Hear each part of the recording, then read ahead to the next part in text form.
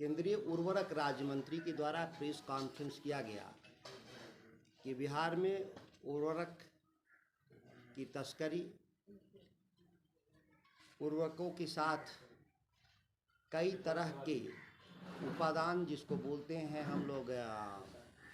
Nano urea हो या sulphur जाइम, इस तरह की चीज़ों को बिकने का आरोप उन्होंने लगाया। ऊंचे मूल्य पर खाद्य भी बेचने का उन्होंने आरोप लगाया। यह बहुत ही दुर्भाग्यपूर्ण है कि जिस समय भारतीय जनता पार्टी की सरकार दिल्ली में और बिहार में जब एक साथ चला रहे थे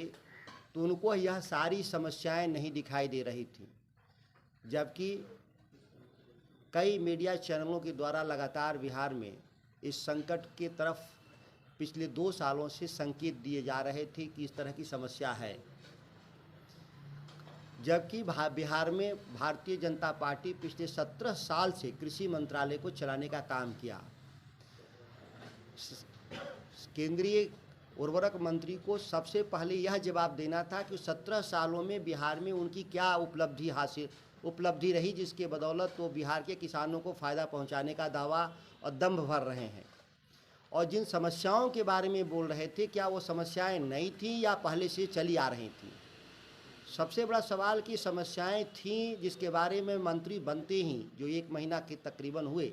हम इन समस्याओं की तरफ संकेत साफ शब्दों में किया था, जिसको मीडिया के बंधुओं में से एक वर्ग माना कि हम आलोचना ही अपनी सरकार कर रहे हैं, जबकि सही यही था कि यह समस्याएं गंभीर रूप से बिहार में पहले ही से हैं, जिस पर नकेल कसने की आवश्यकता है।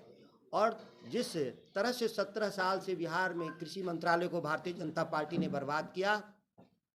वह देश में कहीं भी देखने को नहीं मिलेगा। पूरे आंकड़े आपको देखने के बाद जो उर्वरक सप्लाई में मैं बता रहा हूं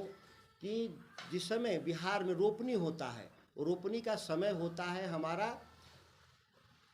जुलाई और अगस्त, यही माना जाता है कि बिहार में रोपनी का उपयुक्त टाइम है। उन समय में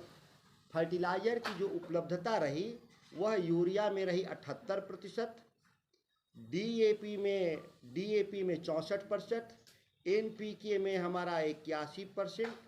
तथा एमओपी में केवल 45%। जब हम सभी चीज़ों को आंकड़े को हम समेकित